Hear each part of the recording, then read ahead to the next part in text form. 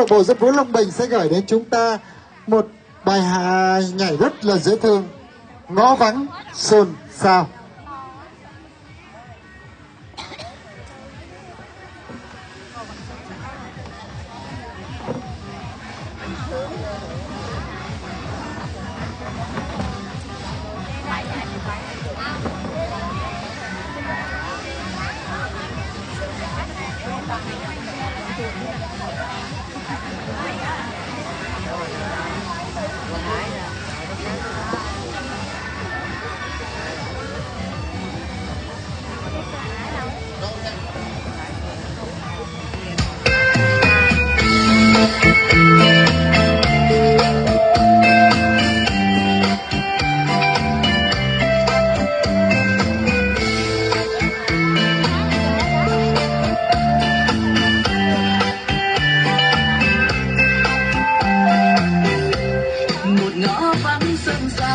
Nằm trong lòng phố lớn, một tiếng nói yêu thương cho lòng thêm tơ vương.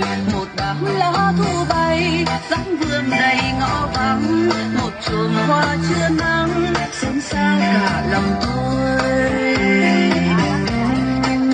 Tôi yêu người làm một bông hoa nắng, tôi yêu người làm ngõ vắng dịu êm. Trong yên lặng mà lại mênh mông lắm, hãy ngước nhìn kia trời xanh bao la. Vì nắng mãi nên mưa, vội chưa hè loang nước.